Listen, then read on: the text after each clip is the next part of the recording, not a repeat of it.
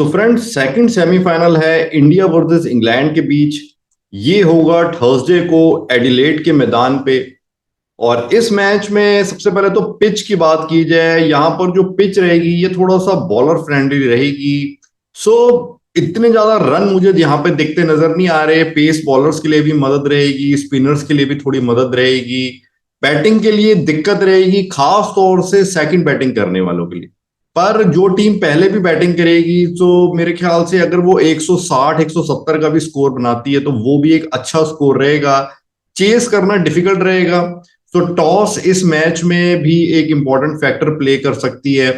पर यहाँ पर जो साइड की बाउंड्रीज है वो थोड़ी शॉर्ट है, तो उस वजह से अगर कोई अच्छे बैट्समैन सेट हो जाती है तो फिर मे बी 160 170 के ऊपर भी स्कोर बन सकता है।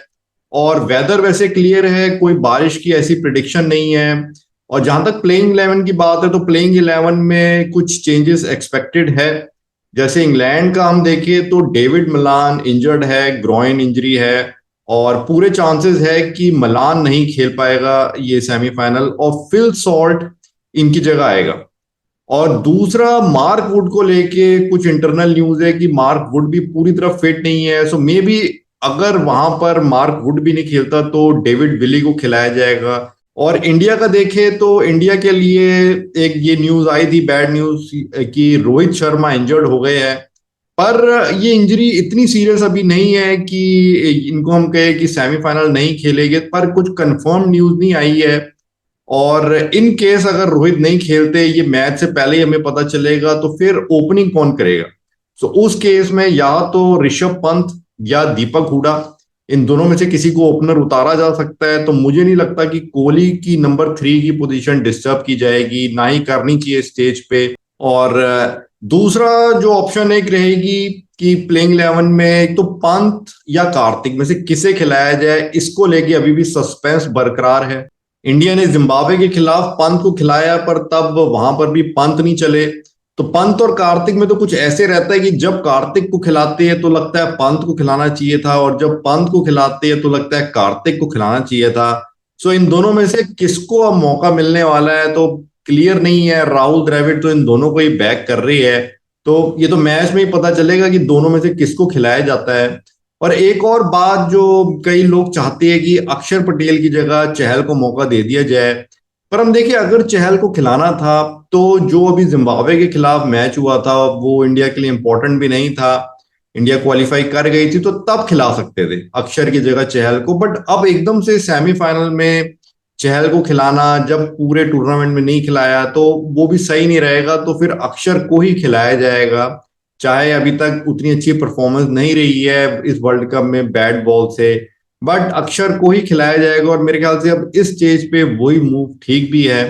सो ये कुछ चेंजेस पॉसिबल हो सकते हैं, बट कंफर्म मुझे सबसे ज्यादा मलान का लग रहा है कि मलान शायद बाहर ही रहेगा।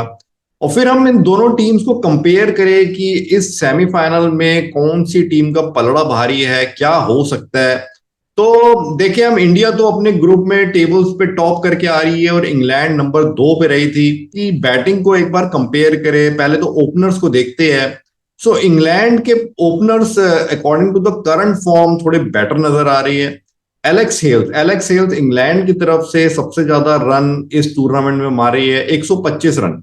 और फिर बटलर है 119 रनों के साथ। तो इनके ओपनर्स ने ही ज्यादा रन मारे हैं, बाकियों के तो इससे कम ही है, 100 से भी कम रन है।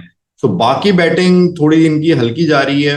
पर फिर हम देखें कि इंग्लैंड के बैट्समैनों को मौका भी 4 मैचेस में मिला है। इनका एक मैच वॉश आउट हो गया था, मे बी वो मैच भी खेला जाता तो इनके जो प्लेयर्स है वो और ज्यादा रन मारते।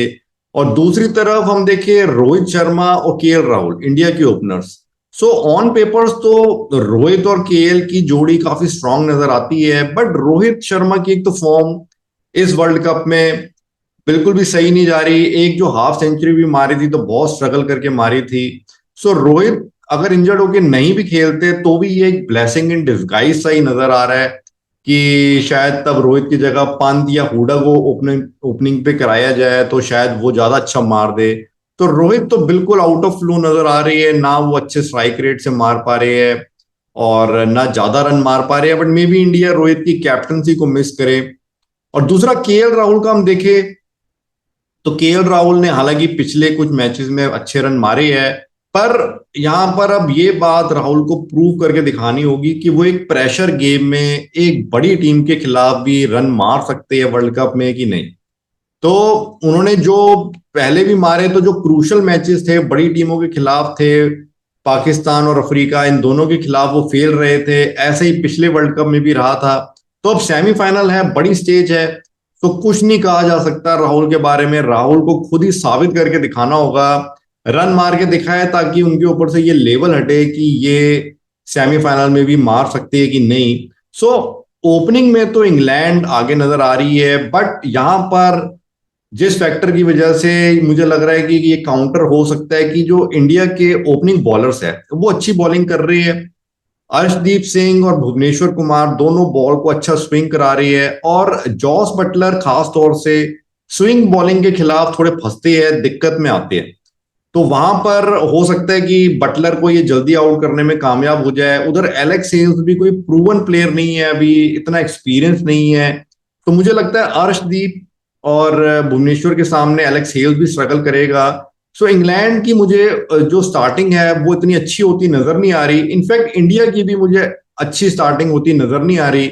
लग रहा है दोनों के ही केसेस में एक या दो विकेट जल्दी आउट हो जाएंगे, या दोनों ही ओपनर्स शायद जल्दी आउट हो जाए। तो हो सकता है 50 रन से पहले ही इनके दोनों ओपनर्स आउट हो जाए, इंडिया के भी और इंग्लैंड के भी, और फिर दारोमदार बाकी के बैट्समैनों पे आ जाए। पर यहां पर अब नंबर 3 और 4 को कंपेयर करें, सो इंडिया क्लियरली आगे है। नंबर 3 पे आएंगे विराट कोहली। विराट कोहली इस टूर्नामेंट में टॉप रन स्कोरर चल रही है, और उधर से नंबर 3 की पोजीशन पे इंग्लैंड स्ट्रगल कर रहा है। डेविड मलान बाहर ही रहेगा, फिल सॉल्ट को पहला गेम अपना मिलेगा इस वर्ल्ड कप में। सो उनकी नंबर 3 की पोजीशन तो काफी डावाडोल सी लग रही है। अगर मलान भी खेलते हैं तो जो कोहली की फॉर्म चल रही है, तो कोहली के लेवल पे तो वो कहीं नहीं आ रहे। इसी तरह नंबर 4 पे इंडिया के पास है सूर्य कुमार यादव, जिसकी काबिलियत का तो अब हर टीम हर प्लेयर्स लोहा मानने लगी है। और उधर हम देखिए इंग्लैंड के पास है बेन स्टोक्स, जिनको साबित करना पड़ रहा है कि क्या वो T20 में जगह भी डिजर्व करते हैं कि नहीं। सो क्लियरली नंबर 3 और 4 पे इंडिया को एडवांटेज है। और फिर हम नंबर 5, 6, 7 देखें तो यहां मुझे थोड़ा इंग्लैंड के पास ज्यादा डेप्थ नजर आ रही है। उनके नंबर 5 पे हैरी ब्रूक होगा, इधर इंडिया के पास हार्दिक पांड्या। सो पांड्या इस वर्ल्ड कप में एज ए बैट्समैन कोई इतना कॉन्फिडेंस नहीं दे रहा। और जब उसने पाकिस्तान के खिलाफ भी मारे तो 40 रन उसने 37 बॉलों पे मारे थे, तो स्ट्राइक रेट इतना अच्छा नहीं था। बाकी मैचेस में भी स्ट्राइक रेट को लेके मुझे लगा कि पांड्या स्ट्रगल कर रहा है।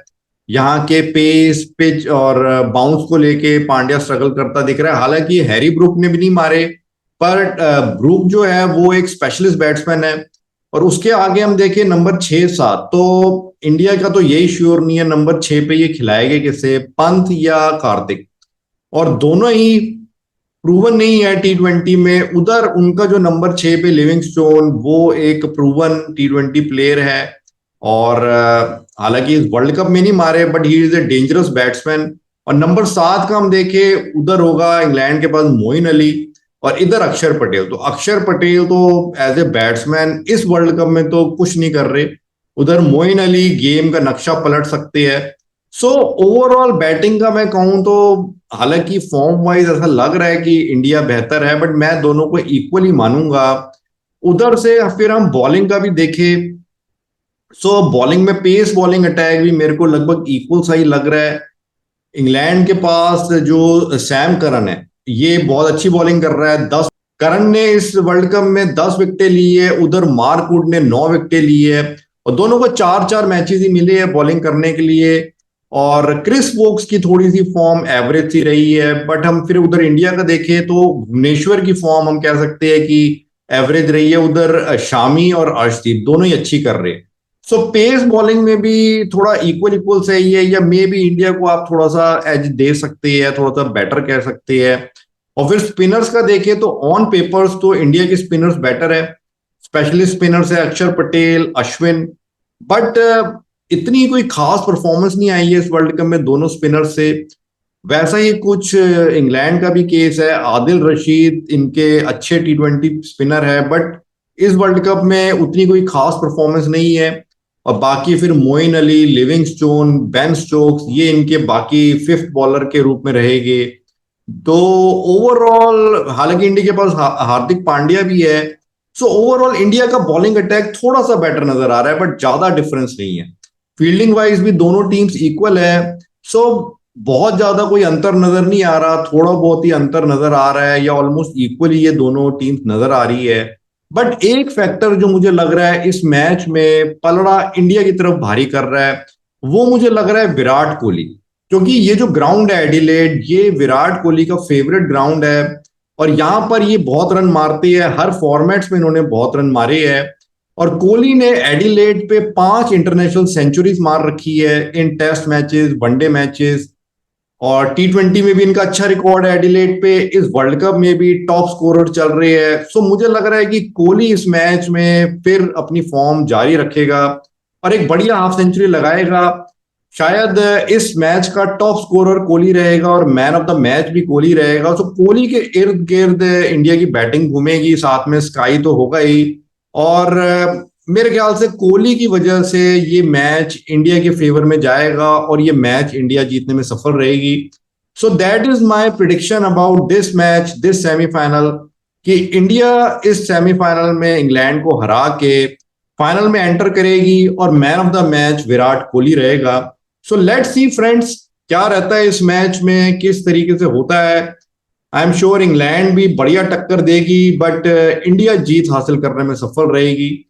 तो मैच के बाद आपसे बात करते हैं फिर दोनों सेमीफाइनल्स के बाद, कि क्या रहता है, किस तरीके से रहता है, और फिर फाइनल्स की भी बात करेंगे। Okay friends.